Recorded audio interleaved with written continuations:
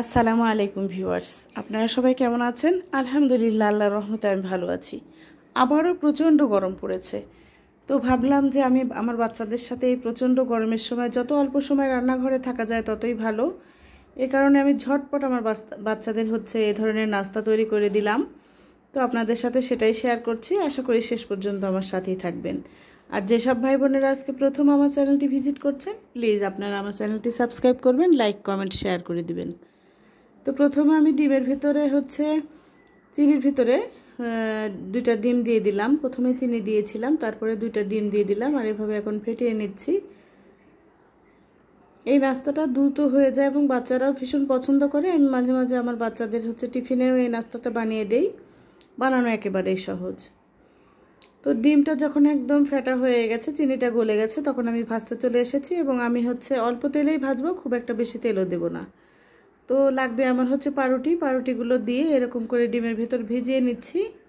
তারপরে হালকা তেল দিয়ে দিয়েছি। তেলের ভিতর একটু এপাশ ওপাশ করে ছেঁকে নেব, তাহলে রেডি হয়ে যাবে আমার পাউরুটি দিয়ে ডিম ভাজি কিংবা পাউরুটি ডিমের টোস্ট, যে যেটাই বলেন, অনেকে অনেক নাম বলেন।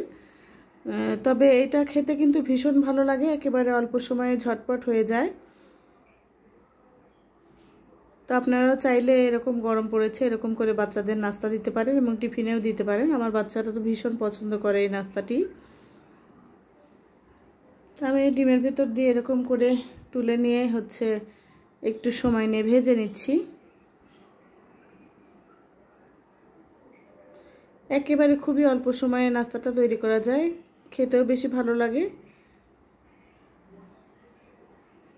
তুমি একে একে সবগুলো নাস্তা এরকম করে ভেজে নেব।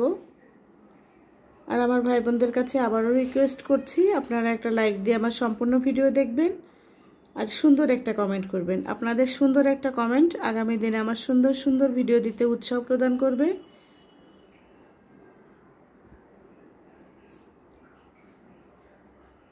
তো কথা বলতে বলতে আমি আরেক ব্যাচও দিয়ে দিলাম, দিয়ে এরকম করে এপাশ ওপাশ করে উল্টিয়ে নিচ্ছি একটু পর পরে। আর চুলার হিটটা একদম লো হিটে রাখতে হবে, খুব একটা জোরে দিলে কিন্তু পুড়ে যাবে, তখন আর খাওয়া যাবে না।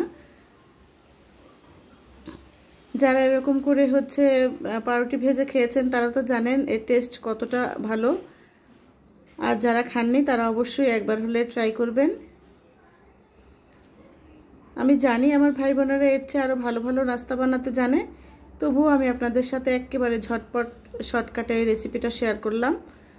দেখেন দেখতে কতটা সুন্দর হয়েছে। আলহামদুলিল্লাহ, আমার বাচ্চারা তো একদম চেটেপুটে খেয়েছে। আলহামদুলিল্লাহ, সাথে থাকার জন্য ধন্যবাদ।